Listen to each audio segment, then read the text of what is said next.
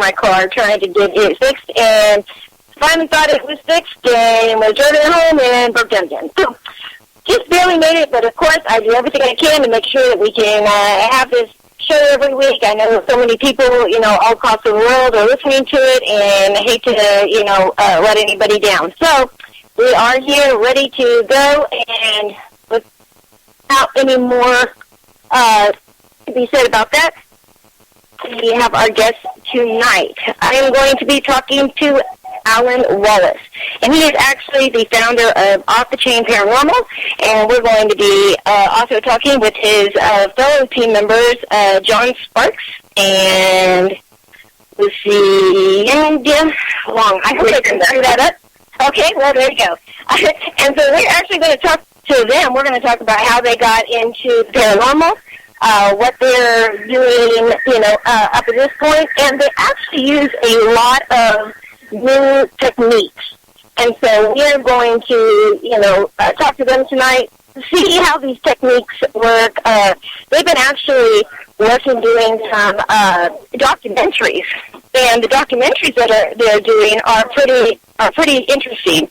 So we're going to talk about all of that, and then as soon as we're done with that, then we'll, move on to some other topics and experiences and stories that they have.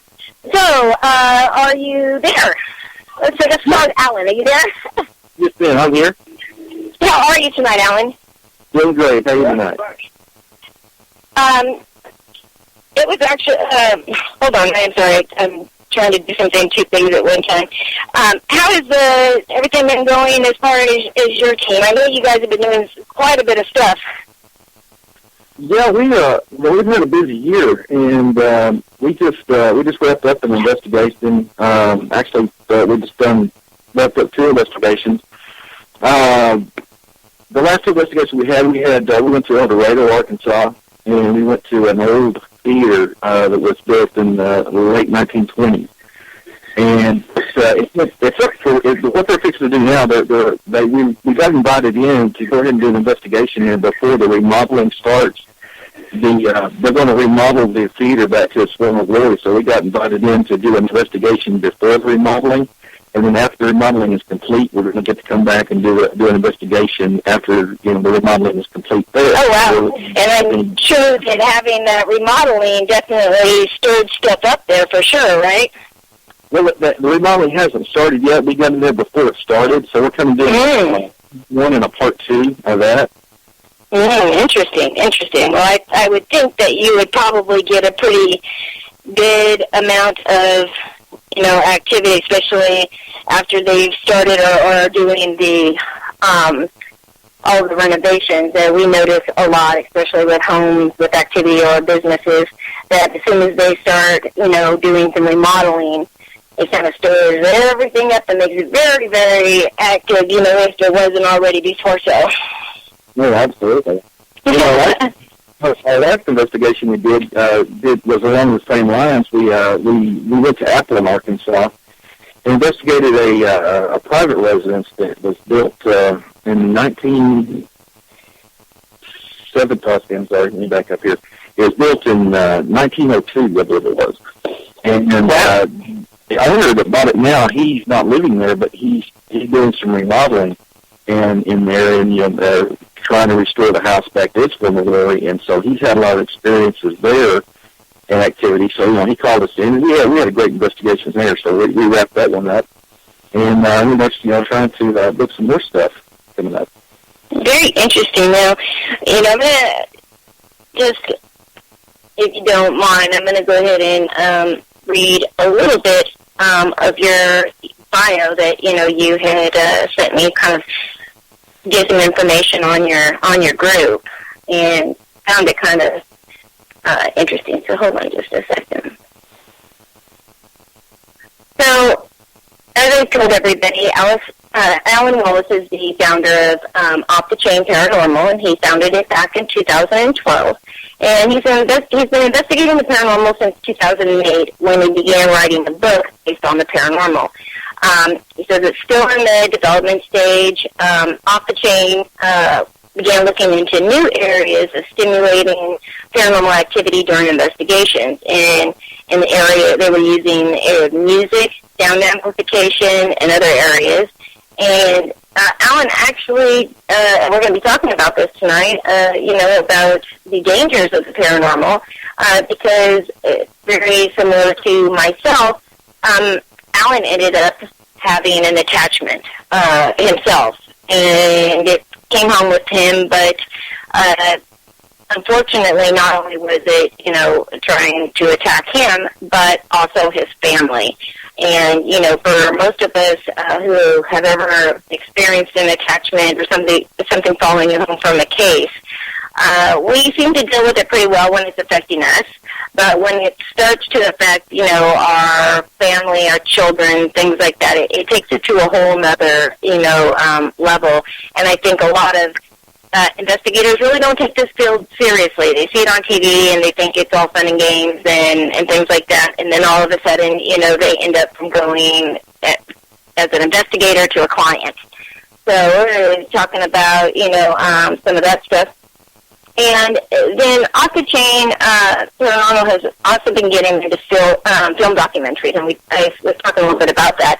And they're showcasing their investigations at various locations around their area.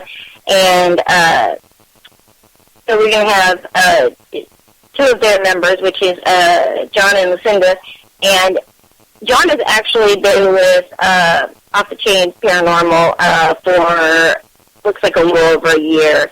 And Lucinda she's actually the newest member of the team, and she's actually been on a couple of investigations, up until this point. And so what they're off the chain is, looking in 2015 with huge plans for new investigations.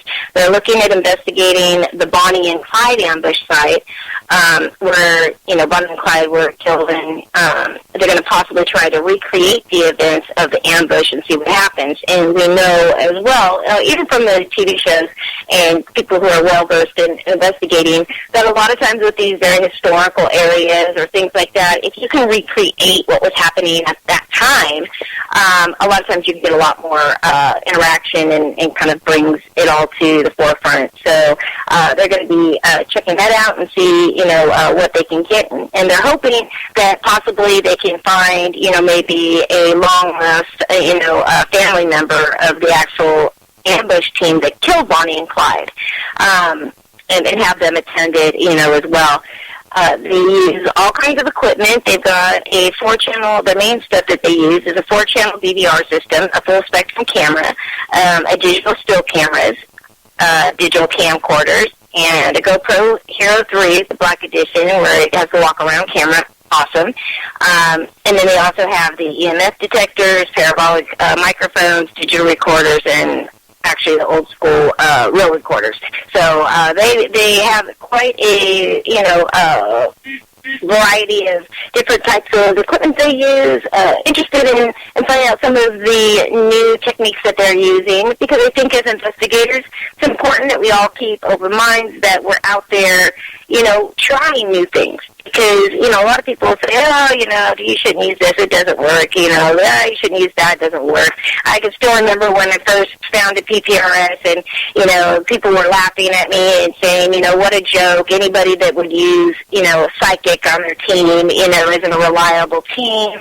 But yet now we see this in folks about, they see how much information they can help to add, and the validation that they can get. And so now everybody, is kind of jumping on that bandwagon. So I always like to keep an open mind, trial different kinds of things. You never know what we might find. Now, so as far as, starting this out, Alan, how long have you been actually investigating the paranormal or had this interest? Well, I've had the interest all my life, and as we all have, and I don't think you could probably find any person on the planet that at some point in their life has not had some paranormal experience. Absolutely. I've had several paranormal experiences, years and years and years ago, that stuck with me for years, like it does everyone. And probably about 2008, actually a little bit before 2008, I started really, contemplating writing a book, which was one of the things on my bucket list, to go ahead and write a book. And so I started the process of writing a book, and I got in with a group here in Arkansas that's pretty well known at the time. It was called Casper, and I was just kind of tagging along with them, for a while, and I had really no intention of joining the group or anything like that, but I was just kind of tagging along with them to get some insight on paranormal investigating, and before I knew it, I was hooked, and become a member of Casper, and it's a wonderful group, and Karen Schillings, who's the director of that, she was my mentor, and just love her to death, and we did some great work there. And so it just kind of evolved. We just we live quite a few miles apart, so life kind of comes in and dictates, real life kind of comes in and dictates stuff. So I kind of, at one point, decided to go ahead and form my own group, which would be a little closer to my area. And in 2012, formed Off the Chain, and we had a few personal changes here and there, well, all groups do. Yeah, definitely. And then John came on board last year, and John's had, like we all have paranormal experiences.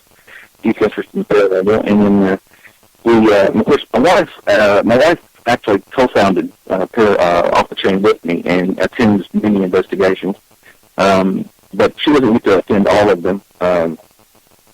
So we met Lucinda, and of course, Lucinda, like the rest of us, has had paranormal experiences in the past, and a deep passion for the paranormal, and she has really brought a lot to the table. And we're just every investigation we seem to be, getting a really good rhythm, and just finding new things, trying to think outside the box, and just trying to figure out new things that have never been thought of, or even using the old stuff that's always been useful. I've been trying to think of new ways to feed the EMF activity, stuff like that. Right.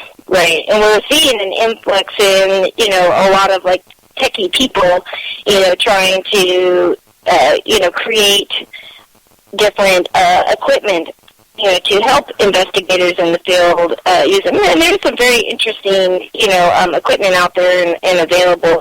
It does seem to, it's like somebody creates something and then it's, an arm and a leg to buy it, and some things, work great, some things don't. But I'm like you. I'm constantly looking for new types of things. Now, for your team, have you used any of, say, the apps, the online apps or things like that? And if so, what has been your experience in that? Have they been pretty accurate? Have they not been accurate at all? What's your take then on it?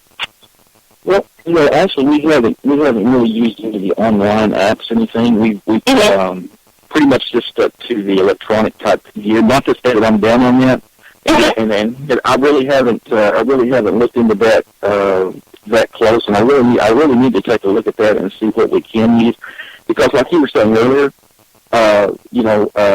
you can use anything.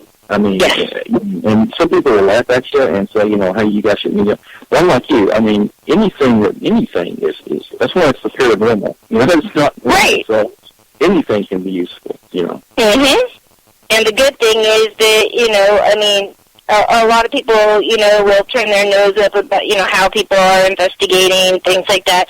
But for those of us who are also researchers, that's what we're trying to do. We're trying to, validate, different types of, equipment, things like that, and see if we can get the feedback, we can get the validation, that is being looked for.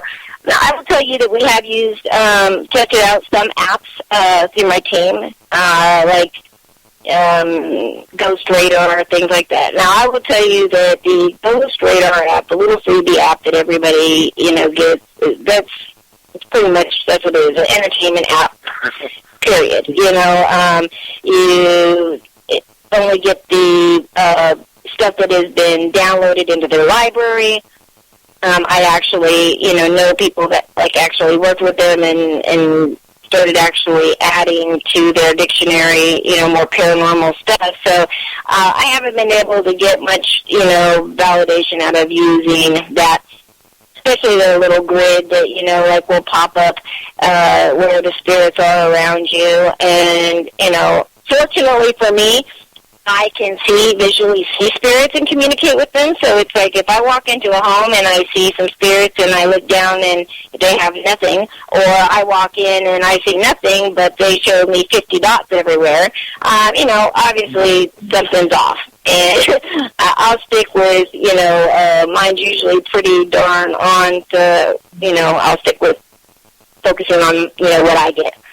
But there have been some apps out there that I will have to say I give credit to. They've had some very interesting stuff come across it. We have been able to get some validation, different things like that. So, you know, I never kind of scoff at like the different kinds of apps and stuff like that, because I think with technology, I'm assuming that, or my feeling is that within the next 5 years, there's going to be some tremendous breakthroughs in the paranormal that are going to, I mean, people are already starting to question and rethink things, but I think that over these next 5 years with all of the different technology coming in and things like that, and so many actual researchers out there that are really pushing to try to, you know, find all these movies.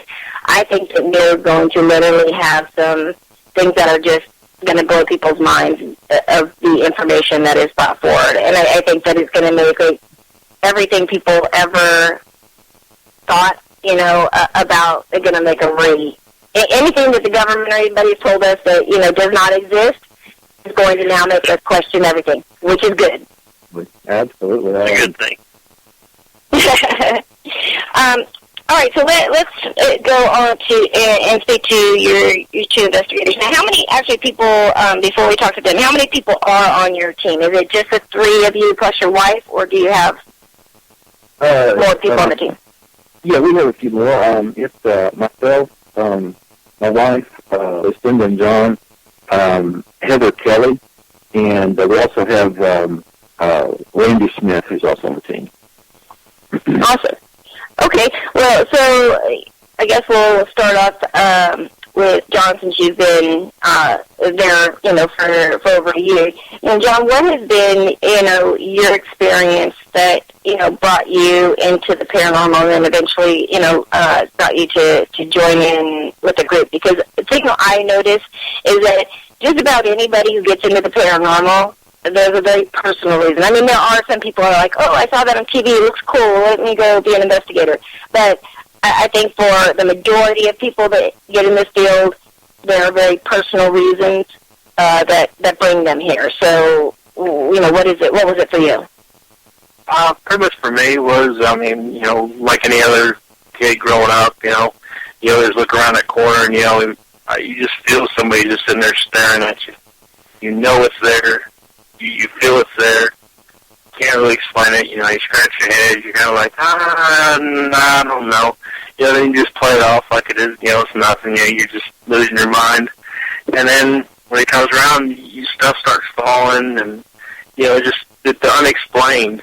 You know, and then all the new genre coming up, with new, you know, experiences, new equipment. You know, just the new day and age. You know, blooming, and you see all these experiences that other people have, and you're like, I've had that before. I know how that feels. Mm-hmm. And you just want to experience it yourself. And I met up with Wallace one day, and it was like it was almost meant to be that we started talking about ghost adventures, and they just, oh, you watch that? Oh, I watched that. Oh, let's do our own group. You know, he had his own equipment, and we just went from there. It was pretty neat. It is kind of interesting. I think that, you know, the television shows have kind of been a double-edged sword for the field, because, you know, I can remember, even as up to like 15 years ago, I would try to get people to go and like investigate with me and help me, and they would actually look at me like I was really crazy. Like, why in the hell would anybody do something like that? Now, you know, we have a waiting list on our group of people wanting to join us and, investigate with us. And I think that a lot of people saw it on TV and thought, oh, this would be, pretty cool to do. And there are, I will say, some very good teams that, have been brought together. But we also see the downside where we see that, anybody who has a friend and can make a Facebook page can now say that, they're an investigative team, and, they're all, maybe between the two of them, they've been in it a year, and, then they add a zero on it, and they'll say, oh, we've been investigating for 10 years, or, we've done, thousands of cases, and, nobody's ever heard of them before. You kind of get this where people are putting themselves out there, like that there's something that they're not, and what we've experienced just recently, and maybe you guys have too, is we're getting clients where they have gone through anywhere from one to multiple groups that have gone out there, will validate and say, yep, you're right, something's going on here, and they take off. They get scared and take off from the case, and then tell the people, sorry, we don't do anything more than that. We just basically say yay or nay if you got something there. Right. Yeah. What are your thoughts? Did you guys come out? We've had a lot of people here lately that have really wanted to expand their what they've seen, what they've experienced here lately. That it's really blown our minds because when we were always that was a two-edged sword that we just never knew how people would feel about us talking about it. And here lately everybody we talked to is like, oh, what's that happened? And then we just talk about an experience they had, when they were growing up, and it's really awesome how it's expanded. Yeah. Well, and we're getting a lot of people that, since we've been going through not only the shift over the last, 4 or 5 years, but we've also, even more recently over the last couple of years, we've been seeing and experiencing some of the largest known solar flares hitting, the Earth, which does have a very big impact on people with psychic abilities. And so a lot more people are understanding things. More people are coming forward, which is also really good, because no matter how many times that they can, experience something or maybe hear something, you always get this thing where, wow, I'm not alone. Mm-hmm. And I think we've all felt that way, that it's something you had to kind of just learn as you go to deal with it. You do, it's like a whole trial and error thing because there really wasn't any, per se, criteria or how to learn to use your abilities to help people or, to be honest, for a long time I didn't even know what these abilities were. So, I definitely didn't want anybody calling me a psychic, but, I didn't definitely know that I saw things. And when you tell people and they look at you crazy and then maybe they don't talk to you anymore or they start rumors about you, eventually you just get tired of those looks and people no longer wanting to be friends with you and, people whispering. So you just kind of learn to just not say anything about it. Right. And so now we hear all these people talking about it so openly. Some people are like, I don't know. Are you guys noticing the big influx of people that, say you've known on your Facebook page for years, right? And then all of a sudden, they start a group, and then now all of a sudden they're changing their name to Psychic so-and-so, Psychic Medium, whoever. Uh-huh. Wanting to do reading. I mean, do you guys run across that, too, with people, feel like you have on Facebook, things like that? Yeah. What are your thoughts on why this is all of a sudden becoming a popular thing to profess? Not only being a psychic, but also now all of a sudden everybody wants to be a demonologist. Those are the two that I see the most. Well, in the paranormal, the thing that, if you're investigating the paranormal, the thing that is probably the most sinister in your investigation, if you come across, would be the demonic. And everyone's always attracted, and I am as well as everybody else, always attracted to the most scariest thing or the most horrifying thing. And, I think, with everyone wanting to become a demonologist and get into that study, I think they're just attracted to and it does exist. I mean, I'm not saying it does not exist because we had experience in that part. Right. But it's a big attraction to some people. But the longer you get into the paranormal, and I'm sure you know this, the more of it that you see, it's a two-edged sword. It's exciting when you're on the case and stuff, but if you bring it home and that kind of thing, then it becomes something totally different. And, so it could be very dangerous. Exactly. Yeah. Well, let's talk real quick to Lucinda, and then I want to actually get back to the story of the attachment because, again, I think that, it's something that's really important because there is, like, a lot of glamour on TV put to being a paranormal investigator and seeing people speak at conferences and things, all these different things. But, like you said, there is another side to it. And, when people haven't experienced, anything dark or bad happening, they almost become like skeptics. They're like, if you know what you're doing, that's not going to happen. And they don't know what they're doing, and then they have this personal experience, and it's one of those things that when you have it, it is something you will never, ever forget. Right. Ever. So definitely we want to talk about that. But, Lucinda, are you there? Yes, ma'am. Thank you so much for being on the show tonight. You're welcome. Thank you. No problem. I'm noticing a big shift as well in the amount of female investigators that are breaking into this field. As with most fields, it was kind of dominated by men.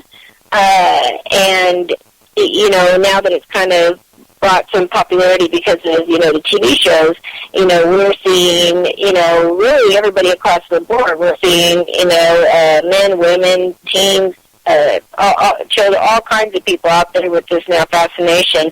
And so with you as well, like what kind of brought you, into this field and you being the newest member with only a couple investigations with this group, how has it been for you? Well, for me, it started out as everybody did, having experiences at a younger age. Not ever being able to explain those, people not believing you, and more so just the curiosity of it all.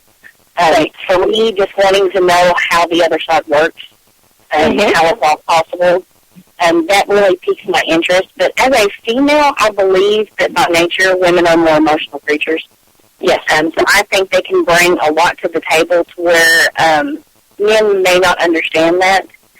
Women tend to feel more, in my opinion, on an investigation than a man does. It's not as much question-driven or oriented. It's more of a feeling and emotion, and you can follow up on those emotions. I've only got 4 investigations under my belt with these gentlemen who I absolutely love.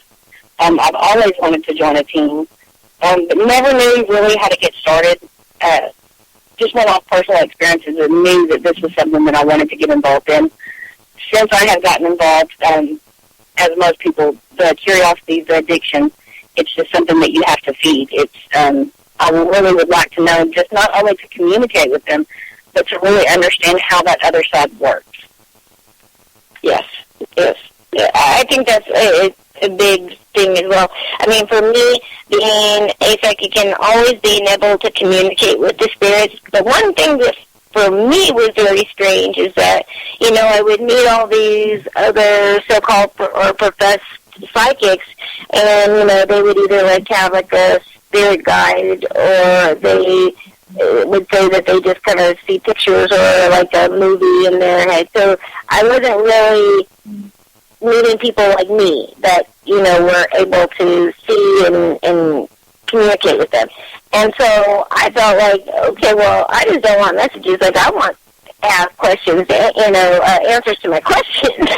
I was always very inquisitive. So I wanted to know, how did they know how to come find me? I wanted to try to figure out, who were the people that were ending up being kind of stuck in between. They haven't crossed over, and so they're kind of stuck, and why some could come and go and others couldn't, and trying to figure out how they died and if that had any kind of correlation to it, all these different things. And so, I mean, over the years, I actually learned quite a bit. And, you know, then other people would, you know, come and I would get, you know, validation from even, you know, what they had found out. So it was definitely some interesting, you know, information I was able to gain. But I always felt like that was kind of like the purpose. I had a near-death experience, and I was told that I needed to go back and I needed to not hide my abilities anymore. I needed to go out and educate people, and it was the information they gave me was very detailed and very specific. And so I've been trying to do that, but it definitely seems like people are starting to wake up. A lot more people are starting to have their own experiences, and I think more people are more open to now discuss them or look for help, things like that. So we're seeing a lot of it. With your experience in the paranormal, are you noticing that, you know, specific abilities, say per se, like being sensitive or empathic, does it seem to help you when you're out investigating? Are you getting, can you sense when a spirit's around you and things like that?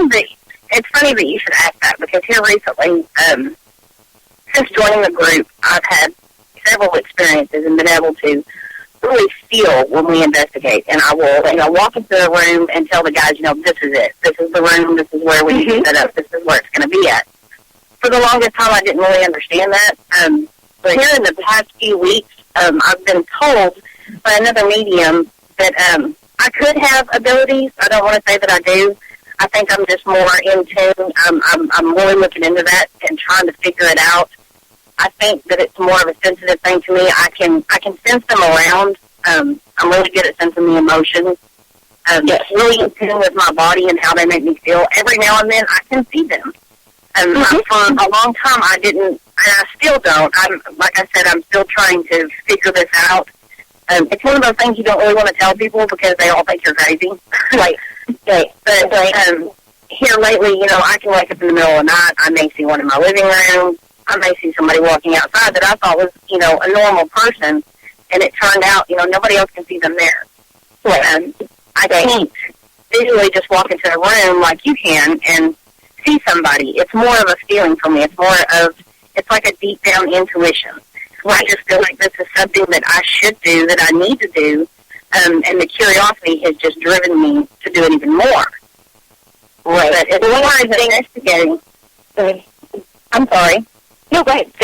As far as investigating, the very first investigation that I did with Off the Chain Paranormal, we had a very good response. The guys were just dumbfounded by how much clarity and information that we got, how much evidence was on that investigation. I connected with a particular entity who had told me his name, his history, and had talked with me for several hours, which is just unheard of, really, when you investigate. You don't have any one person that will speak to you for, you know, even several minutes at a time, to the point where he just completely drained me. And I had to set boundaries because he was following me everywhere. I do have him on every piece of equipment that I have taken on an investigation so far with us. I have evidence of him being there.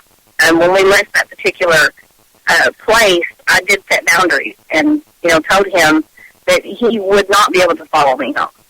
But it seems that every investigation we went on since then, he's been there. And I've captured, you know, his voice. I've talked to him. He's responded to me every single time. That piques my curiosity, and I would love to know how that's possible, how they do that when you're, you know, several hundred miles away from a particular location, but they can still be there. That curiosity of the other side, I would love to know how it works. Right. Well, I can tell you something, you know, right off the bat. And the reason that I brought up about the sensitivity is because that's what I was being shown. That's what I was seeing. The thing is that when you say, oh, you know, I don't have, like, per se, like, strong abilities, psychic abilities, we all have psychic abilities. Every single one of us is born with them. You know, my biggest pet peeve in the world, the paranormal world with the psychics, is when, you know, these people come out and they profess that, you know, like, I'm the chosen one. Like, I'm chosen by God to have these abilities because I'm so special. You know, that's BS. Okay, we're all, you know, born with abilities. And, you know, our environment, our religious backgrounds and beliefs, as, you know, that our parents and our people around us are teaching us, all play into that. So for people, you know, I'm 47, so people in my generation, we grew up, this was absolutely taboo. You would never, ever tell anybody that you have psychic abilities. Yeah, you would lose your children. You would be locked up in a mental facility. I mean, there are so many things that could be used against you for even claiming to be that nobody talked about it. And then even, you know, say for the next couple generations, you know, even behind me, it was still stuff that, you know, people really didn't talk about. It hasn't been in, except maybe these last, you know, 5 to 10 years, when people slowly have been, you know, talking about it, accepting it, and then now we've really kind of built our own community, you know, on social media where people can interact with other people just like them, and, you know, they don't feel so alone and so, you know, crazy to the people around them. But usually it's noticed with children, babies, like that, you know, before they say 4, 5, 6 months, and you'll catch them, you know, giggling and interacting with something or someone, and you can tell that they're very focused, you know, and they're playing with somebody, or, you know, maybe talking with someone, but nobody sees it. Then it'll, as they become toddlers, a lot of them will talk about, you know, having imaginary friends, or they'll use a stuffed animal in place of their friend, you know, all these things.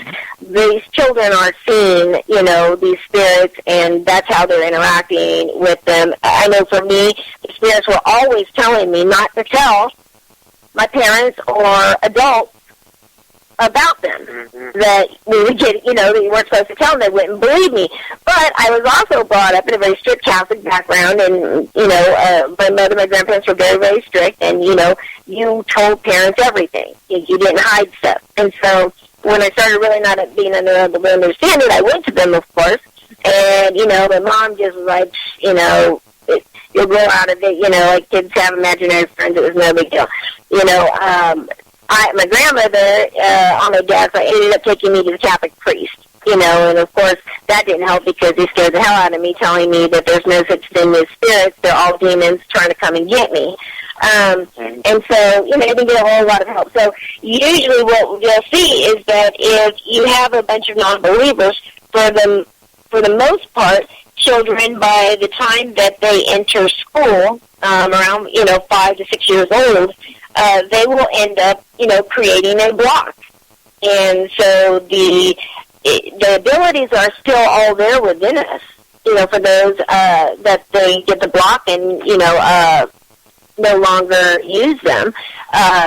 But for others, you know, like me, they were very, very strong. I ended up, you know, to be honest, getting a binding spell out of a book from the library to try to bind mine, because I didn't know what else, you know, to do. I ended up getting an attachment after, you know, trying to prove I really had abilities to my friends, and we did a Ouija board session, and after that I started having all kinds of, you know, crazy things going on. Many of us have experienced that as well.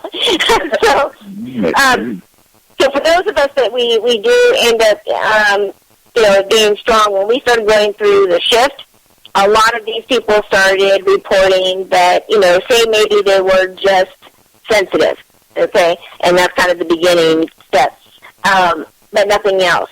Now, all of a sudden, they're starting to feel empathic. They're starting to visually see where maybe a mist or a apparition of a person where they're transparent, but you can see enough detail to explain what it is. Kind of like what you're talking about, listening to, you know, different things. Yours now, especially because you're utilizing them when you're investigating, you know, it's like you're practicing. You're using it. You're familiarizing yourself with it. The more that you're correct, the more you trust yourself, because what we have to remember is anybody with abilities, information that we are given never makes any sense to us because it's not for us. It's for other people. Mm-hmm. So, I mean, when I give readings to people, it's like, I had no idea if it's going to, each time it's almost like jumping off a cliff and seeing if you're going to, hit your head on the bottom and break your neck or not, Like, thanks, please, Spirit, give me some information that, they will be able to validate. And there are times that you'll get information that is stuff that is going to happen. It's not always stuff that has happened in the past. So, again, there's some of what really, yes. So it's information, and you really don't, it takes a while to kind of understand all the different things, like for people who have visions or things like that, or pre-called dreams, they have to be able to learn to be able to differentiate, which is actually just a regular old dream and which is something that's, going to come to be. So, we all have it. We all use it. We all have different things and different abilities. And if you work on them and, even like with meditation, there's ways to enhance the abilities that you already have. If you want other ones, I would tell people to, really think about it, because for most of us who have abilities, we didn't get a choice. So we just had to deal with it, and I get people so many times when I'm doing conferences, and they'll come up to me afterwards, and they're like, oh my gosh, that's so cool that you can see them and communicate. Like, I wish I could do that. I can only feel them. And I'm like, are you really thinking clearly? Because, the thing is like, this isn't something you can, like, turn on and turn off. They're with you all the time. And, whether you're taking a shower, going to the bathroom, having sex with your spouse, like, there is no boundaries with them, you just look over your shoulder and, you've got a whole gallery watching you, like, hey, how you doing? And for some, it can kind of kill the moment, when you're trying to, like, focus and you've got a whole gallery watching you, And also, the thing is that not everything that I see is pleasant. I do see people that have, passed away that come to me that have been in horrific, accidents, and still, I can still see them the way that they looked as, when they died.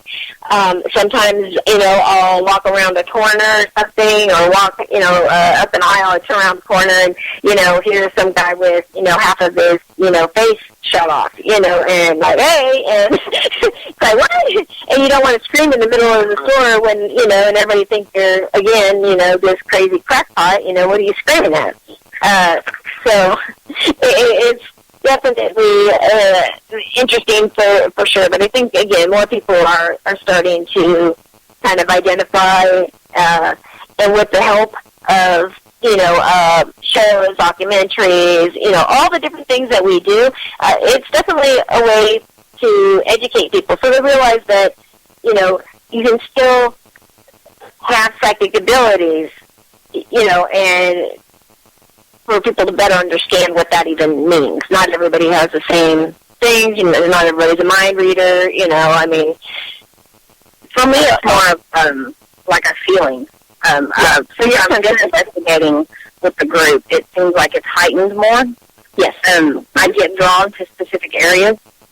The last investigation that we went on, we were, at a private residence, and the guys were setting up, and just out of the blue, I had this feeling about this tree that was in this yard that was completely in the woods.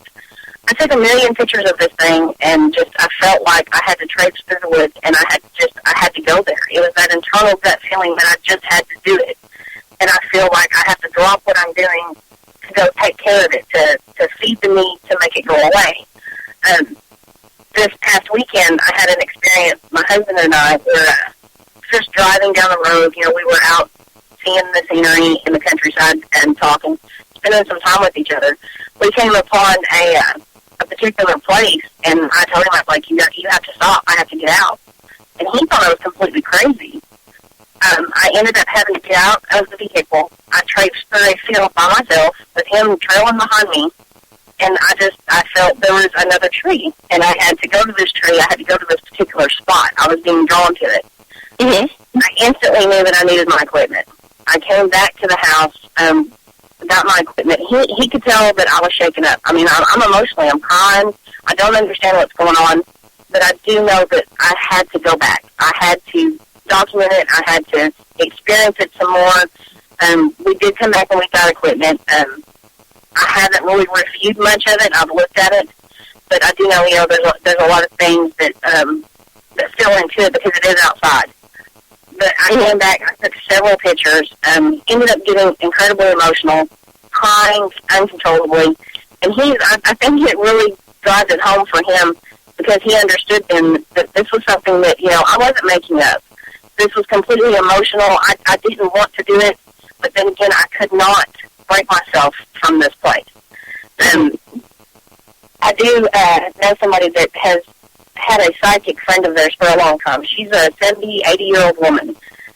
I sent the pictures to her, and she did tell us that she believes that it was a burial ground and that I do have some type of abilities that I just don't know about yet, and that I need to hone in on them or learn to control them.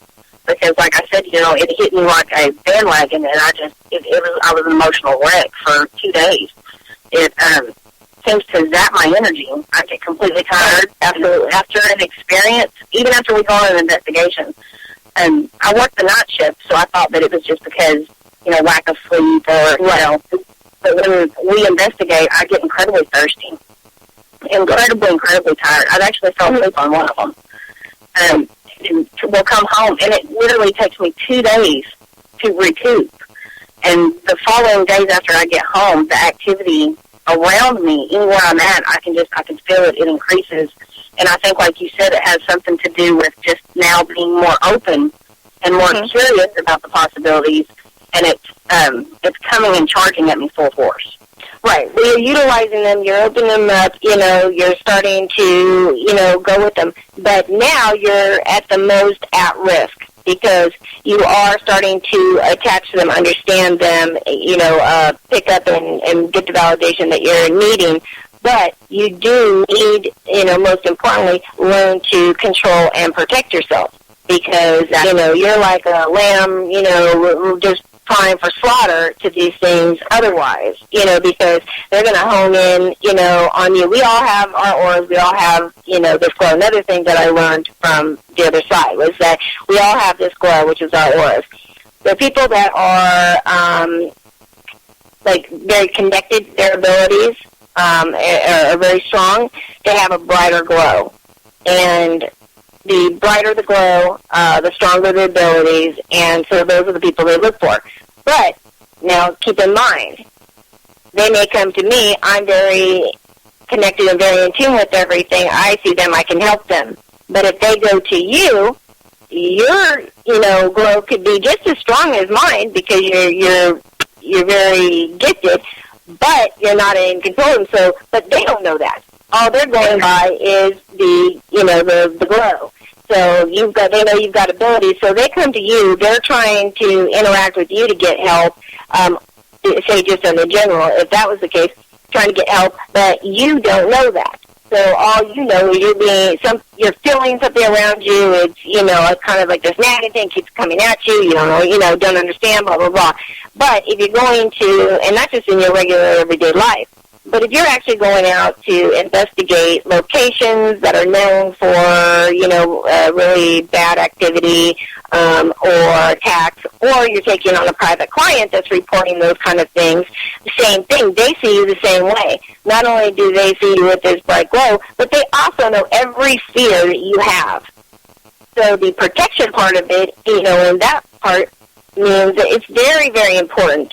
As anybody with psychic abilities, or even just a team in general, because, again, a lot of people on teams do not realize that they have activated, or they, do have activated abilities in them.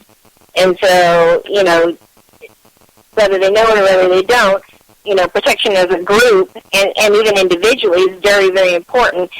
You should protect yourself not only when you, before you start and go in to do a case, but also after. after you're done and you're leaving, you want to make sure that, until, anything there that they cannot follow you home.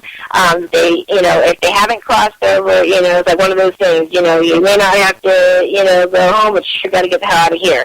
You can't go with me, though. It's funny that you say that, because this last investigation that we went on, where I was completely drawn to specific areas, we had a friend of Alan's whom I had never met before, who sees auras.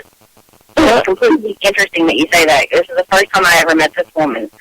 I actually had to take a break, and we walked outside, and she looked at me, and she, told me. I did not ask this lady to read me or to tell me what she's seen. She just come out and told me. She said, "You have a very strong aura around you."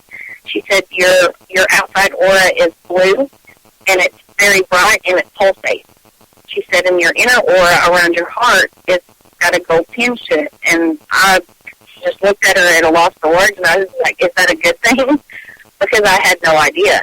And she said, yeah, that's a good thing. I said, could that be why I feel things? Are they drawn to that? And she said, yes. The more it pulsates, the more brighter that it is, she said, it will draw them to you. And that's very interesting that you mentioned that, because, like I said just a few weeks ago, that happened to me. And ever since then, it's been more, everywhere I go, it's more of a draw. It's more of a feeling to where I have to stop literally what I'm doing, and I have to go take care of this to make it go away. Right, Like they want me to go here, and once I do, or I see their story, or I can feel it, it's like they just want me to know that they're there, and it's like they know that I can feel it, but I just don't know really how to deal with it. Right. You need to be able to, not only feel it, but decipher what it is that they need so that you can kind of complete that task or whatever help you can give.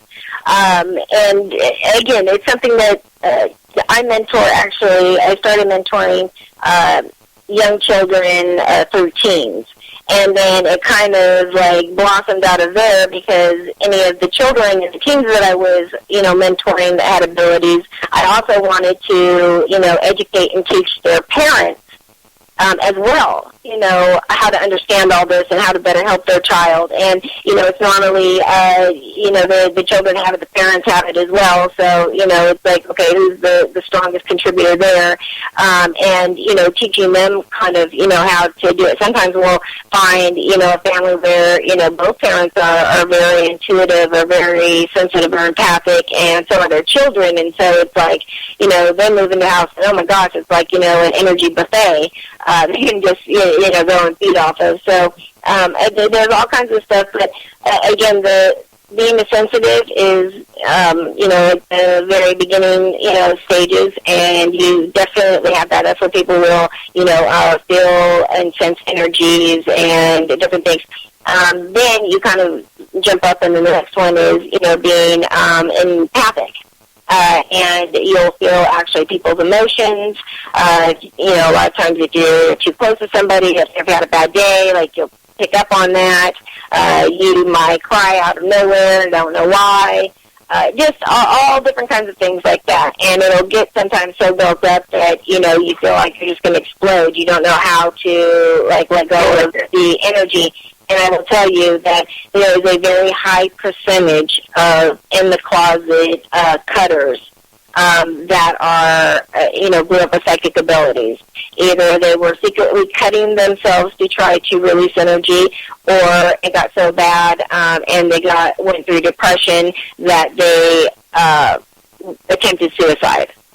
And so, that was another thing why I work with children, is that, and teenagers, is that it's a very important time for anybody that grew up with abilities, especially a girl, going through the teenage years, with the hormones and everything going on, and then you've got these abilities and you don't understand them, and you're like the weird person, and, and just all these different things. It's very easy to end up with an attachment, or, end up getting to a point where, you're suicidal or cutting. And I'm actually going to be working with another network show and about the suicide within the community of, people with abilities because of them not understanding. So I think it's really, important for people to understand them. And again, if, anybody out there that, does have abilities, and, they're kind of feeling like, oh, wow, this is somewhere maybe I could use my abilities for the good to help people, that is great. But you want to make sure that if you're going to do that, then number one, you find somebody to either mentor you. There are plenty of great people out there that do it. Make sure they know what they're doing, and help them to teach you, about grounding, controlling your, abilities, and definitely, a strict focus on your protection. And, and for me, it doesn't make any difference what religious background you are from, because my team, we are a very eclectic team. We've got, all different, religious backgrounds, all different ethnicities, belief systems, the whole 9 yards. And it's the intent behind, what you're doing that is so powerful. So when we go, everybody can, bring forward protection from, whether they believe in God or, whoever. I don't care. The more the merrier. The more protection, the better. So we're going to cover it from all different angles. And, we've been very, very successful with, not having any issues with, say, attachments on a severe case. But that does lead me, back to you. When we were talking about Alan, when we were talking about you had an actual experience going out after investigation where you ended up with an attachment and brought it home, right? Exactly, yeah. So let's talk about that, because I think that's important for people to know that, there is, a side to this field that is no joke, and it's not so fun, especially if you end up with something like that, and not only affecting you, but even more so your family, because what a helpless feeling, Exactly. The attachment actually happened in 2012. It was the first, we did an investigation in Morrilton, Arkansas. It was at the Rialto Theater. This was the first time we had ever been there. And this was one of the nights my wife was with us, and it's a great theater built back I love to do the old theater stuff, but it was built back in the late 1920s, as most of them were, and it had huge history, and it was a local legend there. It still is a local legend there in Morrilton, being haunted, and it was the first time we'd been there, and Morrilton, actually the city of Morrilton, has a great history too, but right around that area, right around that theater, right there's an alley that runs right there beside the theater. And they used to have a lot of back in the 20s and 30s, they had a lot of organized crime activity in that area, especially when the Depression hit, all that kind of stuff. And the unit that was right next to the theater was actually called Murder Alley, because they had so many murders and deaths and stuff like that happen. So, and then the theater has a lot of history with people passing away in there and different things. Well, anyway, back to 2012. We were doing our first investigation that night, and it was just, it was nothing out of the ordinary, really. I mean, we had a good investigation, had a good night, and it was, I'd been on many investigations up to that point, and it was a good investigation, had some activity. Nothing that was out of the ordinary whatsoever. And so, coming back home, and within 24 hours while returning home, that's when it started. And I was up late one night. I was on the computer, I was reviewing evidence, and doing the evidence review, which, that takes, like I do, that takes hours on end to get that done.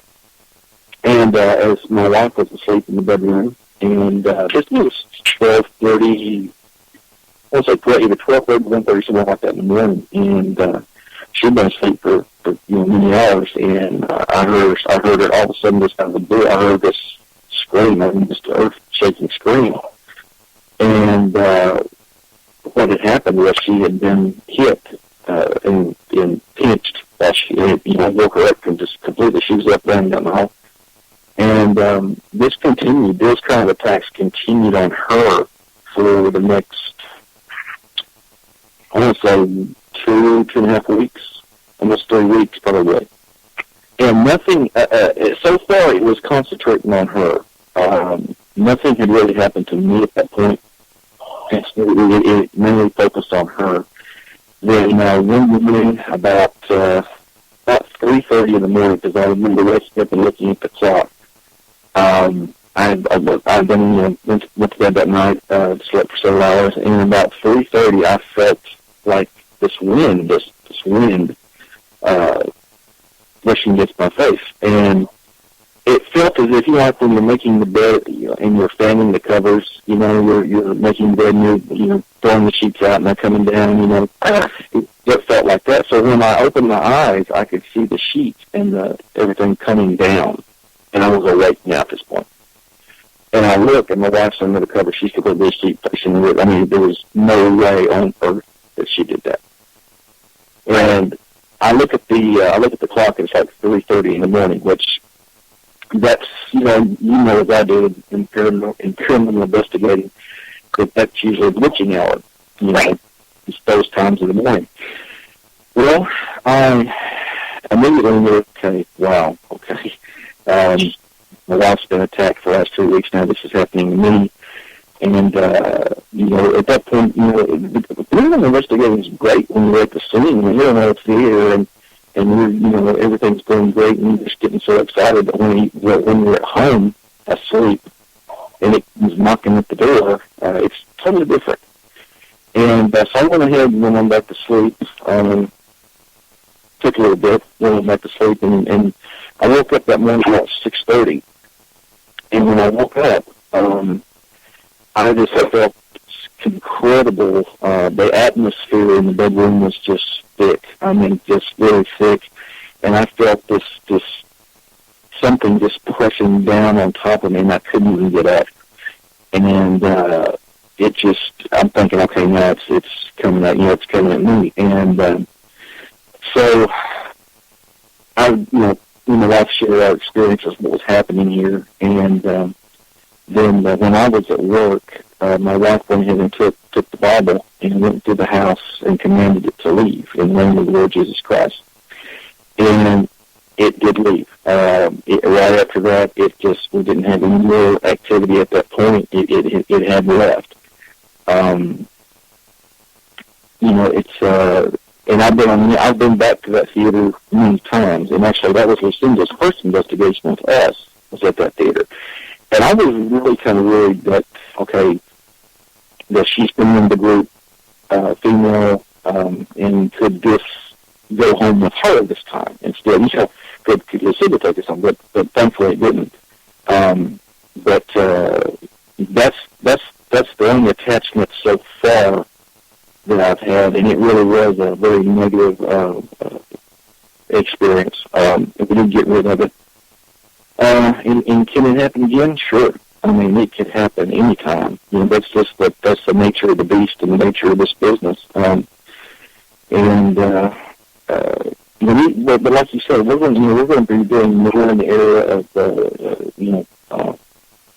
the way of doing some protection before and after investigations, which sometimes we can get so busy with the teardown, rolling up the cables and packing the other monitor that we can forget, the most important thing is to make sure we do some protection.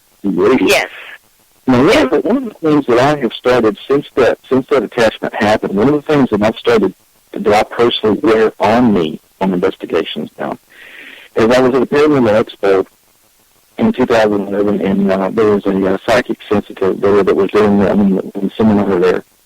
And she said that by wearing a cross with the body of Christ on it can really protect you in other ways. And she said make sure that it has the body of Christ on it, because if it doesn't have the body of Christ, according to her, she said, in the world of the demonic, it's just a torture object. So I bought a cross with the body of Christ on it, and so far I haven't had an attachment come home, but I think definitely, like you were saying, we're going to be doing more as far as the protection on that, because it can happen, and it's not really a matter if it's going to happen. It's just a matter of when. Yes.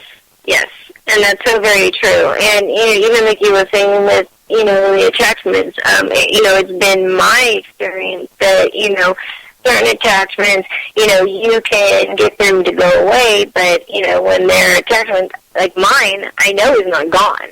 It is like went away. My little binding thing I did worked for a while, and then I had a near-death experience and thought for sure that, it was going to come back because my abilities were back and they were like tenfold strong. But, this thing wasn't. But then just a couple years ago, I was at a conference and I ended up going and laying on one of these crystal beds, and they let me fall asleep, and I was on it for 40 minutes, and I was so full of energy that I was about to explode, and it caused me to pass out. And when I woke up, I saw this thing. It was back, and I actually was there with Laura Eisenhower, the great-granddaughter of President Eisenhower, and she was a very gifted psychic. And, she was doing a reading for me, and she picked up on it as well. And, but what she was telling me was that over the years, even though, I've had this thing, I've become stronger in my own gifts, and understanding it, and, I've been able to kind of keep this thing away. But they just kind of sit in the background, and they'll wait for the perfect time. It might not be today, it might not be tomorrow, it might be 20 or 40 years, from now. It's going to wait for that 1 week moment that you have and try to jump in and do something. But I always feel like for people, we fear what we don't understand. It's just a normal, automatic reaction we have as humans. So what we have to do is educate ourselves on these things, even attachments, even how to deal with the different things, how to better protect ourselves, all of these things. We need to evolve, and we need to, learn about this so that, we can protect ourselves, just as much as, something else can. What you have the cross, that's great. Also, a lot of people, come from either the Catholic or the Christian faith. The Catholics will go and get the St. Benedict medals, and you can take them to any Catholic church and they'll bless them, and you can wear them. A lot of other people will just get, a regular cross and have it blessed out, at a local parish or something, your church or whatever. Any Catholic church, actually, you can go in and ask, the priest to bless something. They'll do it, no matter what denomination you are. They'll bless anything that you have. But we're seeing a lot of the investigators, starting to do this.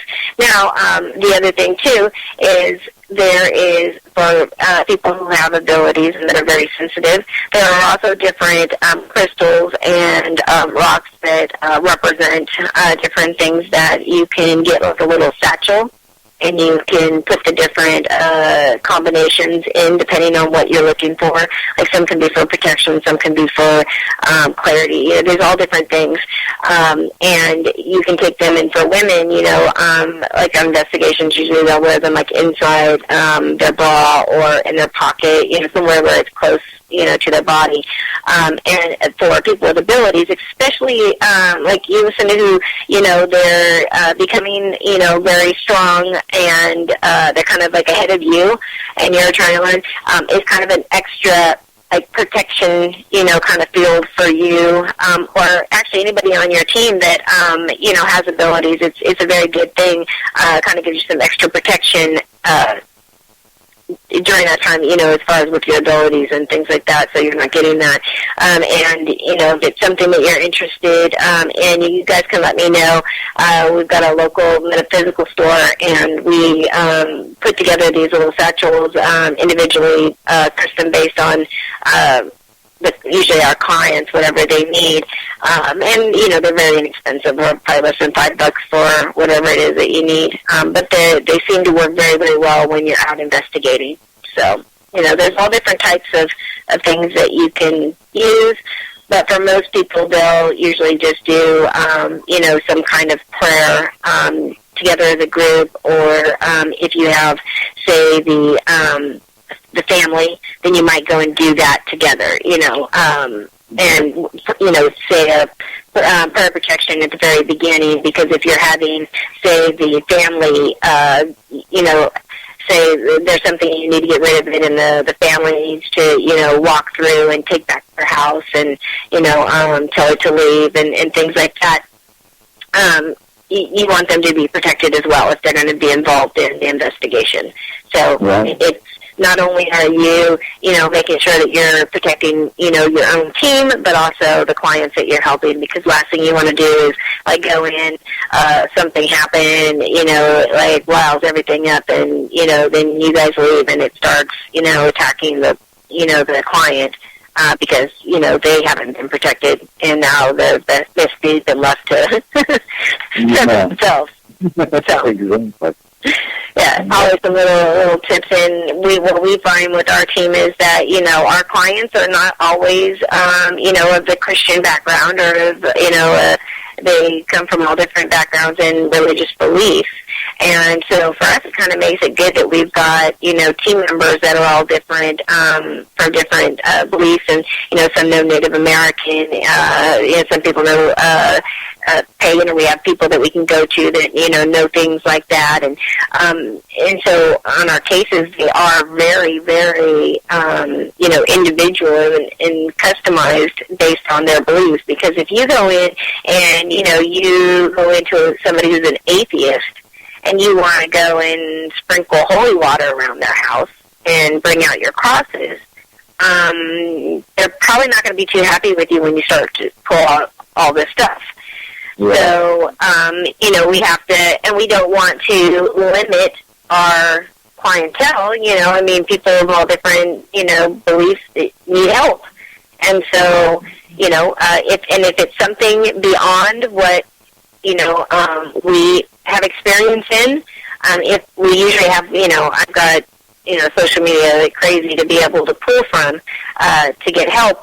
But, even if not, if it's outside our boundaries, this for me is not about ego. It's not about competition. If I can't handle it, or it's something that I think is something that our team shouldn't be dealing with, we will gladly find, them a good team that, is well-versed in whatever it is that they need, and have them do it. Like, we don't take on, like, demonic cases. Like, we will go and we will, take all the information, and if it does sound, and I don't even really like to be honest, the whole demonic thing, to even say that, but these negative, entities that are out there, or malicious entities that are out there, if they're going to be coming and attacking, I have an illness myself, different things that put us at risk, of being able to be attacked or be injured or hurt.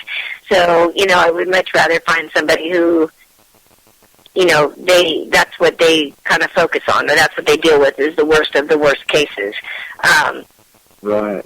Are you seeing an influx in, more negative cases that you've been getting over the years, or has it kind of stayed steady? Well, that is a very good question. Most of our investigations have centered around museum type situations, old theaters, places like that. We do private residences. We don't do as many as we do like the old theaters and cemeteries and stuff like that. The private residence is a love-hate thing for me. It's a two-edged sword. I love them. You can get some of the best evidence in the world at a private residence, but at the same time, a family lives there, and you're kind of running your tables through their living room, and they're trying to live their life, Right. So it can be a great place to investigate, and it can be it can be a place where you have a wonderful thing, and you're running your cables to the living room again. But it's the one thing about the paranormal, and especially investigating, is when you are having an activity and you think that you may be talking to Uncle George, or you may be talking to Ralph, or whoever, or a little girl who's 10 years old that you're under the back car, that might not be the case. I mean, absolutely. You're looking at an entity that has been around for thousands and thousands of years. And when I'm watching these ghost shows on television, I'm always constantly hearing say, "We're not here to hurt you. We're not here to hurt you." I don't really think they're worried about that. No.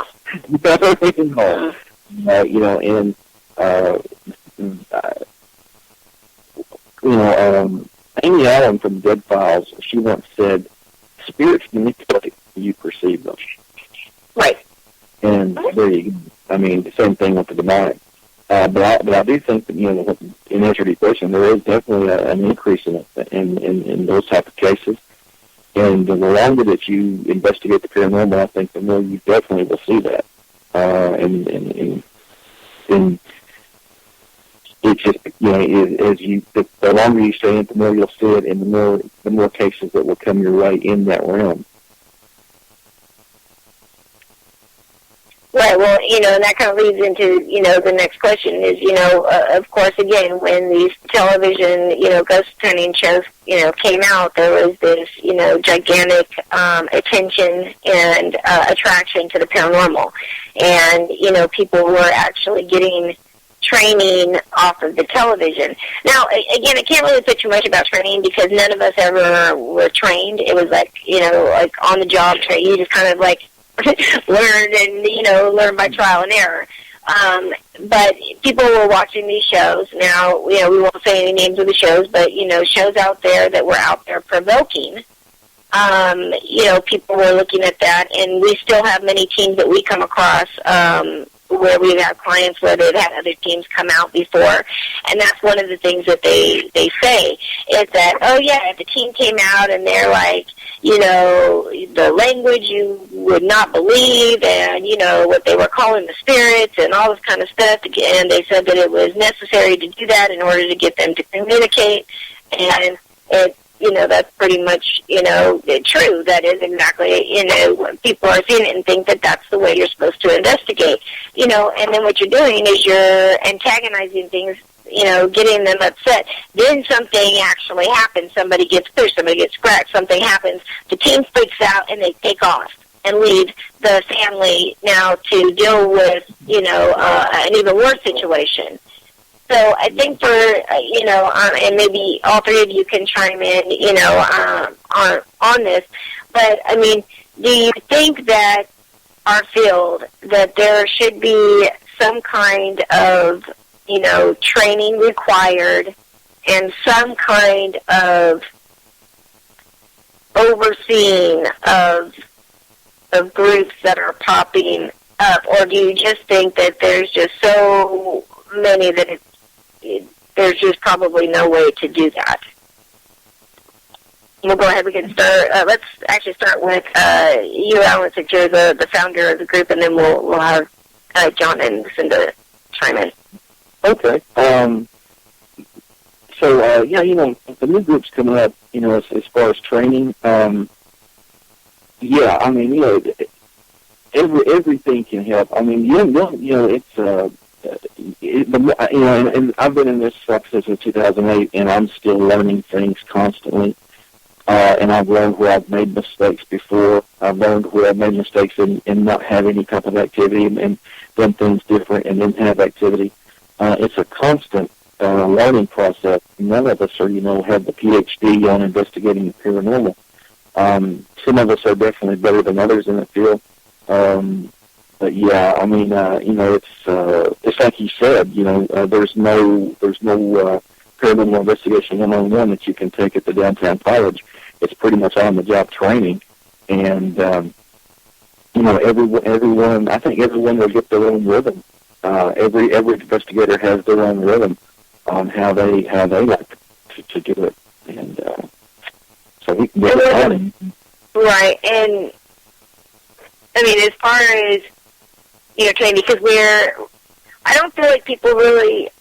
It's like a mandatory thing that they have, classes, for investigating it. If they're just going out to say locations and cemetery, things like that. I mean, you can find a lot of information online that, I kind of tell people they should steer away from paying any money to, get a worthless certificate. But we're seeing a lot of people who are, deciding, well, okay, going to locations is great, but, we want to, take on private clients, and they're taking on private clients not having, really any investigating, time really under their belt to even know what they're doing. And again, you're taking on it's a whole different realm of investigating when you now have a family that is you're responsible for, not only helping, and being able to find a solution to their problem,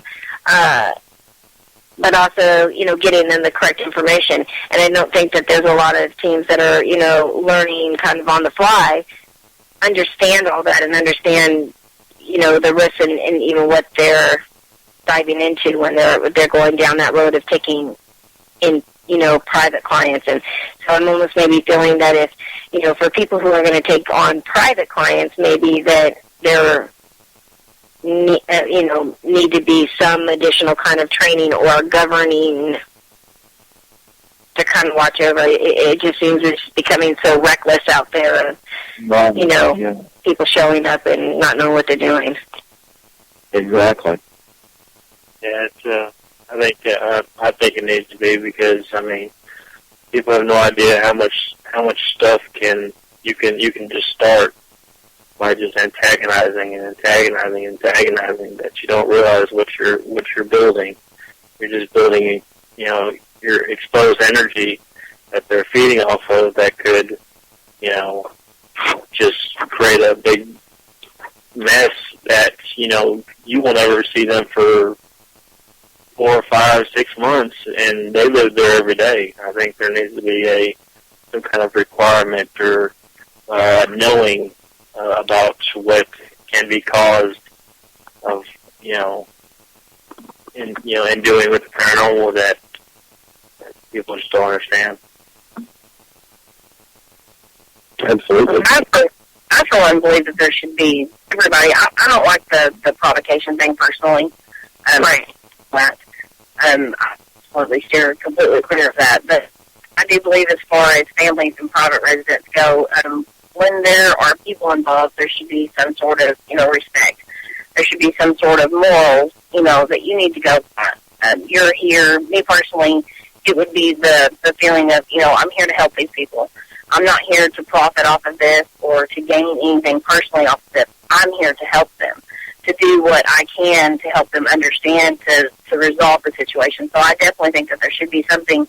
As far as government-wise, I don't know, but as a human being, you should have that moral respect of, I don't want to come in here and stir things up for my own profit and then turn around and leave this family with something to deal with that could possibly hurt them. Exactly. One of the things that I always tell people when they ask us if they want a private residence request, the first thing I always tell them is, hey, we will come in, we will do our best to try to find out, what's going on for you. We will be respectful, and we will do our very best. But I always tell them there is always the possibility that with our best efforts, we will make it worse. Right. And that's just, and I've had a few say, okay, go ahead and come on, and then I've had a few say, that's okay. Thanks anyway. Right. And, But there's no guarantees, of anything. I mean, you can do as much as you can do, and there may be, it may be something outside of your scope of, what you've dealt with. I mean, I will tell you probably, 90% of the cases that we go on are something brand new that we've never dealt with before. I mean, back in the beginning, it was, I was always saying, geez, I wish we'd get some more interesting cases. They were always like, a family member or somebody that had died in the house, was still there. And, I mean, it was just simple crossing spirits over. It was, nothing big, nothing scary, just educated them, and, everything was good. And then all of a sudden I was like, geez, I wish, that we got some more exciting cases. And then, oh my gosh, it was like the gates of hell broke open, and it was like every single case we got was something, different and even, stranger or worse than the one prior. and, you know, having those kind of cases is very draining on you. And I'll tell you, you know, it's like you can go in and, like, that energy is like our kryptonite, you know, and we'll end up, you know, just being wiped out, which, again, is another reason why, you know, protection is so, you know, important to kind of surround yourself with that bubble to kind of, like, push everything, you know, away so you don't get, you know, hit so hard and drained so much. And I'm with, you know, all of you. I feel like, you know, we really need something. I really don't, you know what we're ever going to be able to do, if anything. I personally don't see anything, you know, happening. It would just be too hard to try to govern, you know, it's such a widespread, and, yeah, just too many people. But, you know, the other thing that's kind of a problem is that there are a lot of people that, you know, have, you know, been, are, you know, like on, sexual predator, you know, lists, and, you know, and people who are on parole, and, you know, again, all that somebody has to do to start a paranormal group is have a friend and be able to create a Facebook page. Mm-hmm. And, yeah, I know the paranormal. Yeah, I mean, it is just that easy, and, you know, go online and print you up a couple shirts. It is not hard, you know, to portray yourself as that. And, I mean, that's also, you know, kind of scary because, you know, people don't know. Before, when I first started, you know, there was only a very few, you know, maybe 4 in our whole area, you know, in Northern California, you know, and now we've got, you know, thousands, you know, in the Northern California area. So if you look at paranormal groups, you know, you're like bombarded with, you know, all these names, you know, who knows who to pick? You know, so you look at them, and again, I've seen people that I know just started their groups, and they'll say, oh, we've got, you know, 20 years experience in the field, and, you know, all this craziness that is not true. And so when a client is looking for, you know, somebody to potentially come and help them, you know, it's like they really don't know what the criteria is either. It's not like we have a Yelp or, you know, an Angie's List or whatever people have, you know, like a New York Time Zone, like to, you know, report like plumbers and electricians and things like that. We don't have anything like that, and I'm thinking maybe we almost need to have some kind of site where maybe it could be a registry and also like a list, like, you know, of people that do have a good background, and then a place where people could, you know, possibly give reviews on teams, you know, good or bad, to, you know, let people know their experiences. Because if a client has a bad experience, you're probably never going to hear about it. And not that if you have a bad experience with a client, that nor does that have to be the fault of, you know, the team. You know, I had a client in the past that, you know, we helped for over a year, and I mean, it was like the craziest chaotic stuff in the world, and, you know, they didn't like the way it ended up, and, you know, so they wanted to try to, you know, trash me, not our group, but just myself. So you could tell it was personal. But I mean, there's good and bad, but I think that clients need to have some kind of way to be able to find feedback or reviews and be able to find a place where they can find some good teams. Kind of like the accreditation process. Like an Angie's List of paranormal. Yes. Yeah. That's exactly what I think. I truly do. I think that it would be a great place, and I think that way teams would, you know, when they have a client, they would want to say, you know, would you be willing, you know, to go on and give me, you know, feedback on, you know, how our team did, you know, because everybody's, you know, finding these people through, you know, this site, and, you know, they're giving feedback. Because if you're a good team, I think that, you know, it could be a very positive thing. And I think for the clients, it's a good way too to know one way or another if somebody was happy with, you know, maybe they didn't find what the client wanted, that's fine. People will understand that. But if they came in and they were, like, smoking in the person's house, or I've seen teams, like, go and smoke outside of a client's house and leave all the cigarette butts, in front of the house and not clean up. I've seen them come in, like, eat and drink and, like, leave all their stuff all over clients' houses.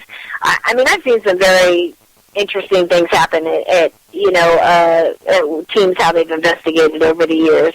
And so maybe that's something in the future that the paranormal field could use, because, I think that with more people now, again, coming into this field and wanting to take on private clients, I think there needs to be something to help them. Somebody was just looking for a team in Connecticut, and so they had reached out. The client had said that the Catholic priest laughed at her, okay, that a paranormal team came out, and they got so scared they went running out, and again, it was one of what I was telling you about, refused to come back with everything, so they don't do anything else that is way beyond what they know how to do, and basically just left them stuck. So they were looking for somebody else. Now, of course, whatever was there is, super upset, and, knives are being thrown at them, and they're being attacked and scratched and all kinds of stuff. And so, I put a call out, and one of my team members, I put a registry from Facebook up and said, well, here's a registry, maybe you can find a team close to you. Well, I went on that registry and was kind of blown away, because I will tell you, there were many teams on there that I know that, personally are scammers, figures full of crap, have no business even, taking on, clients, and they were all on this list. And come to find out that this registry, all you have to do is go in and put your team information in, and you get on the list. They don't check, your group. They don't check anything about your group, to say, okay, this is a good group. Nothing. They just, if you send them your information, they'll put you on a list, and, people can go and look you up. So I'm like, well, that really doesn't help people a whole lot, especially if they get, teams that are bad. If you're going to do a registry, you should at least screen teams that, you're going to, basically stand behind and say, this is a good team, we think. Right. One thing that we like to do when we go to different places, whether it be a private residence or if it be an old theater, the people who are the caretakers there, or the people who let us in, we love for them to come with us and join in and investigate, and they love that, and we love to have them, and they're the greatest people in the world, the people that work there every day and let us in, and we just love for them to take part and join in. And sometimes, most of the time, that's their very first investigation, and they just, they're investigating where they work at every day, so they feel like they're having a part in this, and they're seeing what's, and it's that's been great for us and been great for them. Be surprised how many groups that, like, well, we've had plenty of groups come through here, but they tell us we need to stay in the back and stay quiet and don't talk. I mean, you got to be respectful when you go in somewhere. It's just that if you're not respectful, it's hard to build, confidence and, accept, what's going on. Right.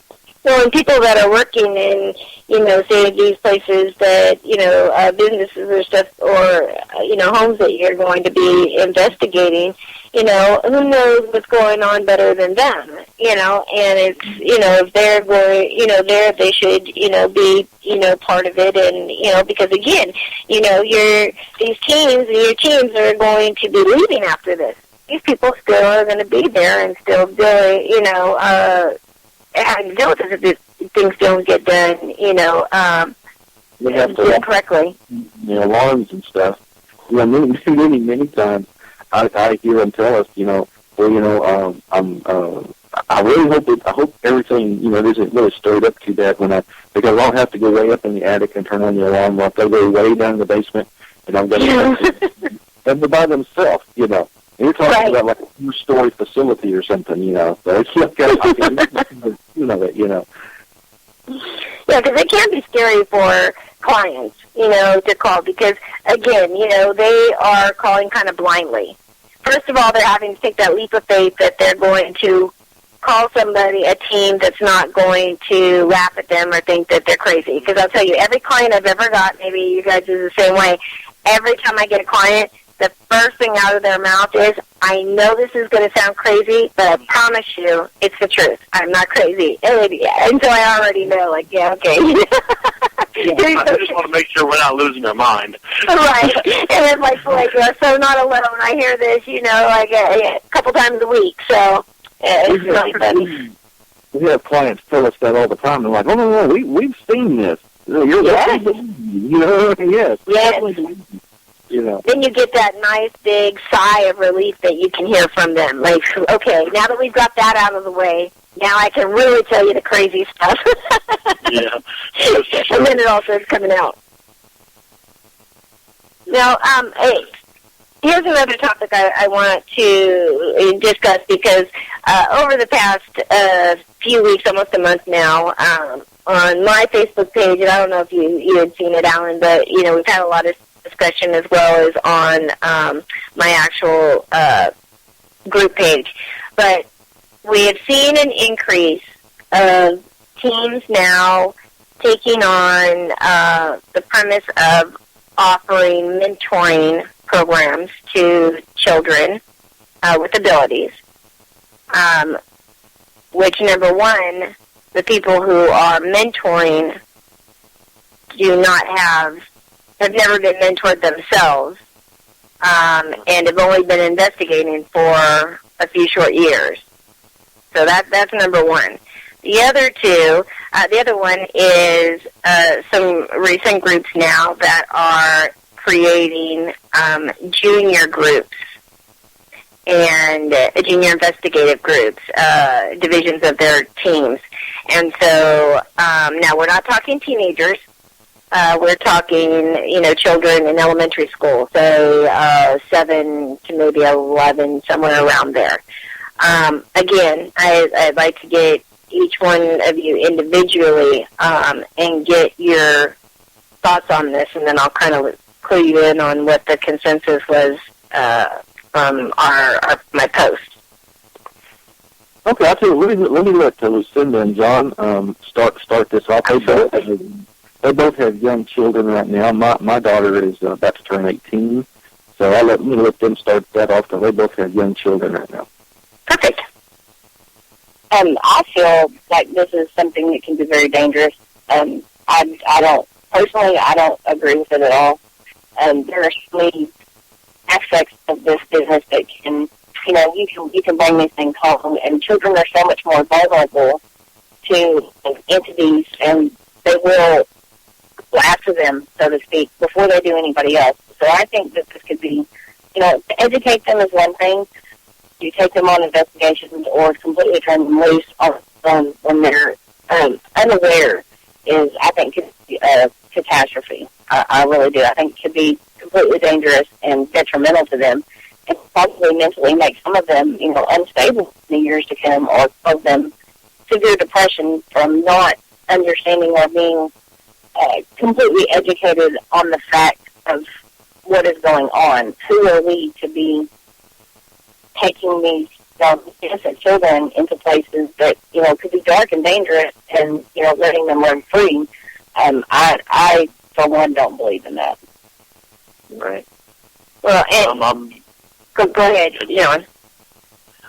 Yeah, I'm right with her. I mean, we've gone into some places that, you know, you had to travel a good distance in the middle of some woods that, you know, you don't know who's out there. You don't know who's in the woods. And then all of a sudden you're going to stick them in a house that's locked, or, you know, that they really don't know that well.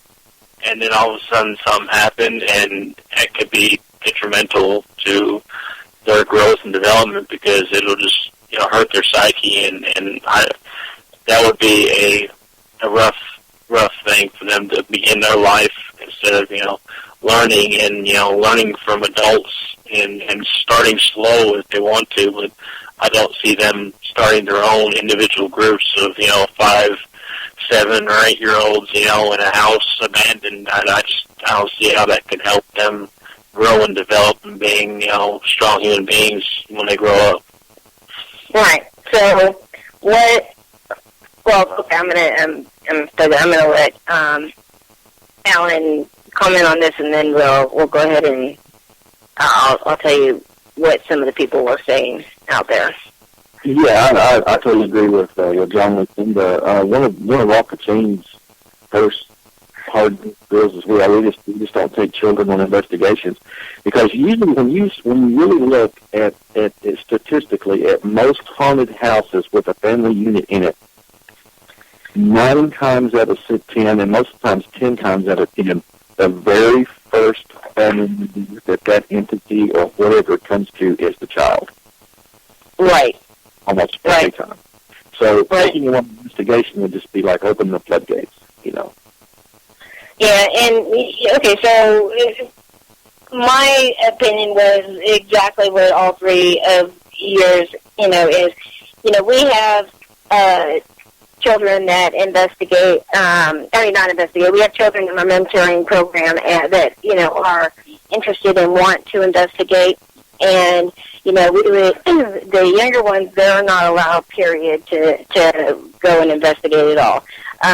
The teenagers, if they've been in the program for a year, we're talking about 17, 18 years old, and their parent agreed after they had done everything, gone through, and we would, teach them about protection and, all that kind of stuff.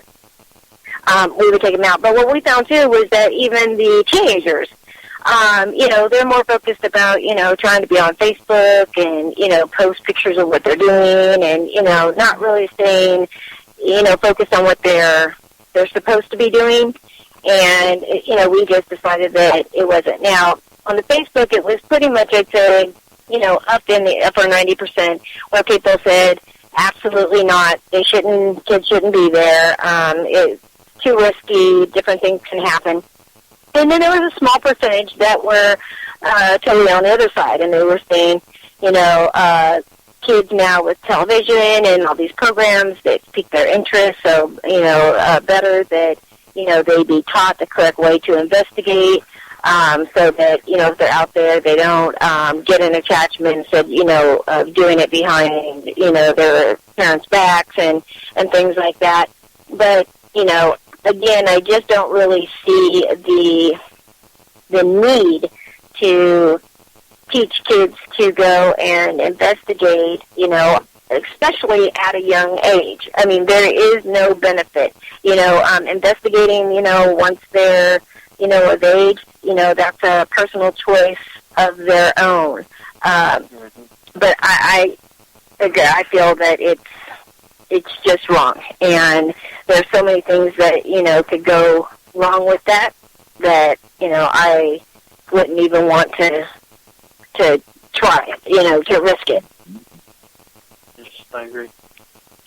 I do too. I think that maybe if you know somebody or they're very interested in it, to, coach them, to mentor them, through maybe their life and teach them the skills and, like you said, the protection, some kind of security for them, and to better make them understand that if that is what their curiosity derives. But I could not imagine the experiences that I had as a child, somebody just turning me loose with them. I mean, it would have terrified me. Even now, just starting and beginning, that fear is still there of, we don't know. There's just not enough information out there for any one person to be, like Alan said, nobody has a PhD in this. It's still a field that is being discovered. So to impression our children with that, a new generation, when it's so new and so, upcoming, and we don't have the correct tools to do it with, I think it could do more harm than good. Right, and I think that, being honest with the children, about what their abilities are and about the paranormal and, what we do. But I also think that, with the education, you also, teach your kids that, that there are dangers. And so instead of them focusing on, wanting to learn how to become an investigator, it would be better for them to be in a program to learn about their abilities. And when you teach children, it's no different than, in school. You have to go through these grades before you can go to junior high school, and you have to go through these programs before you can get to high school. Same thing. If that's what eventually they feel like they'd want to do, then there's a stepping stone process. And, that's what you have to teach them. And so you're too young right now, and as time goes on, and then we'll reevaluate it at a later time. And seeing these young children, again, that are in, elementary school, and they've got, their little team shirts on, and they've got their little audio recorders and EMF meters and things like that. I mean, it was just, to me, kind of just blew me away, because it's like, more about trying to use the children to say, hey, like, look what we do. I mean, none of the children in my mentoring program, we don't put their pictures up on the websites and things like that. I mean, it's a program, as I said, to help the kids, learn about their abilities. It's not about, like, hey, let's make some mini superstars or attention to these kids more than they already have, Exactly. It's not a profit margin. No. And it seems like, again, anything that seems to be, kind of popular, all of a sudden everybody wants to jump on the bandwagon and say, hey, look at me. So for those teams out there that are, trying to, say that they've got a mentoring program, first of all, you should, my advice is that you should go through some mentoring yourself before you start, directing children on the proper, way to, protect and doses.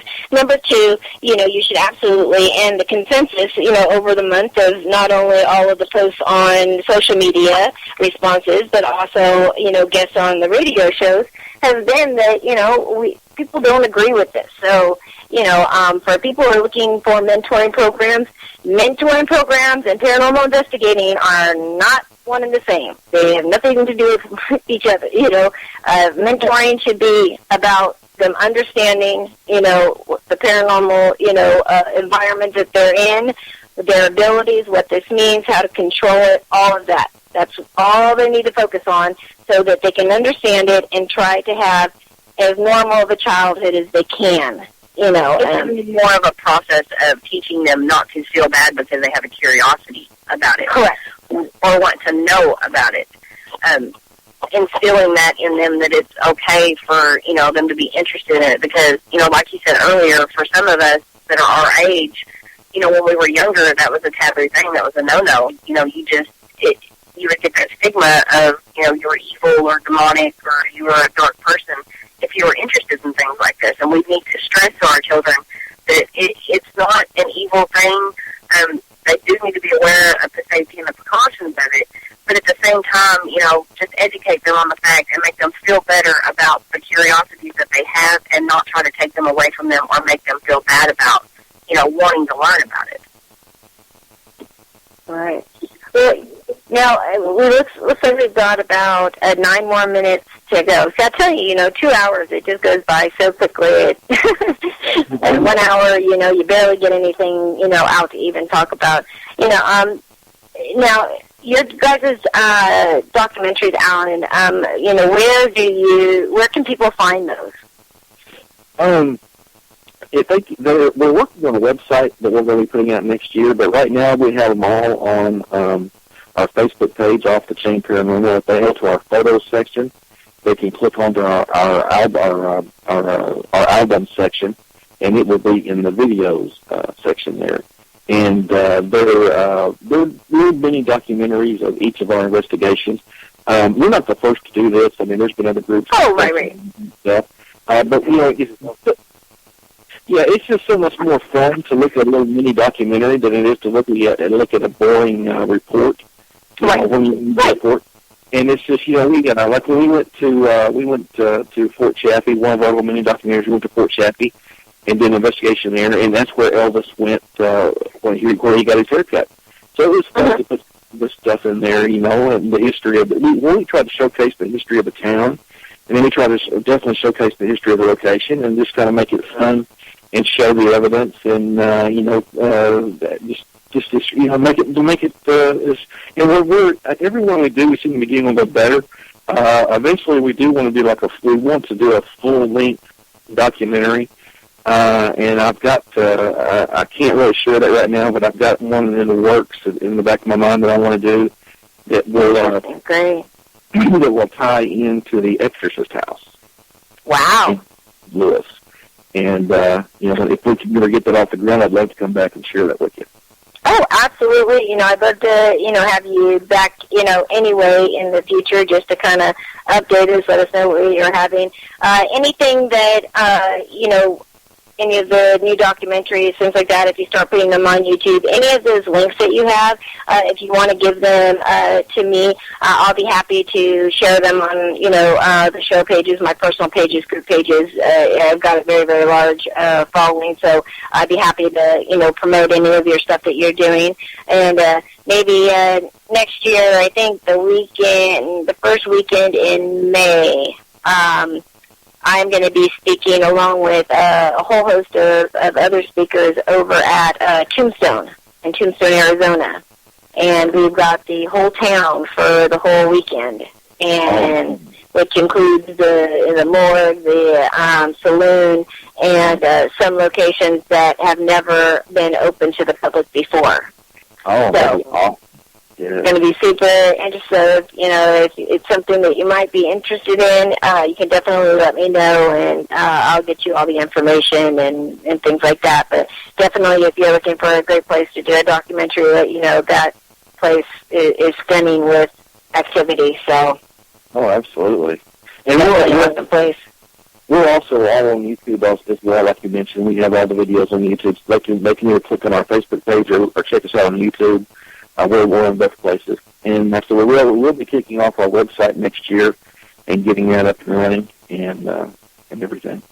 Well, definitely, again, you know, keep me updated as far as your website as well, and I'll be happy to, you know, keep people in the know of what's going on with you guys and help support and promote, you know, what you're doing. I think it's a great thing, and I always love to, you know, work with other big groups and network with them. So I appreciate, you know, all of you actually being on the show.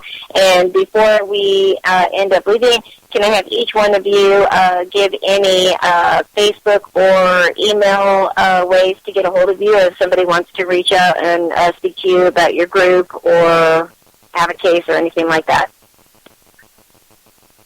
Yeah, they can just get on our Facebook page and contact us there. And we also have an email address, offthechainparanormal at yahoo.com. Excuse me, all lowercase, offthechainparanormal at yahoo.com. So either one of those two areas, they can contact us. All right. Well, and that goes for all of you? Yes. All right. Well, you know, I have to say it has been a great evening. I really, really appreciate, you know, the three of you coming in and being on the show, and, you know, Alan, especially for, you know, to you for reaching out and contacting me, you know, about being on the show. It's been a great show. Very interested in seeing, you know, what's to come, and I hope everybody tonight in the listening audience had a great time as well. Next week, we're going to be having Richard Rutland, and he is actually going to be bringing us all kinds of very, very interesting EVPs.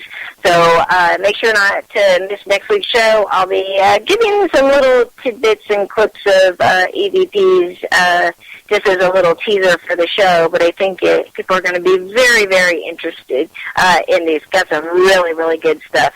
So I appreciate my guests. Thank you so much to Alan and John, and thank you so much for being here. I so appreciate all of you for taking the time and coming here tonight. Thank you. Appreciate it for having us.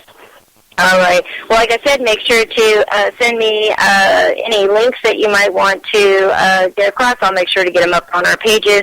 And, go and check out Off the Paranormal. Go and like their page. We'll put the link up to their Facebook page. Make sure to go and show them a like and let them know you heard on Paranormal Connections and you enjoyed the show. Make sure to join us next week. And looks like we've still got about 3 more minutes. And before we leave, I did, speaking of the EVPs, Alan, you have actually, as well, you guys have caught some very interesting EVPs.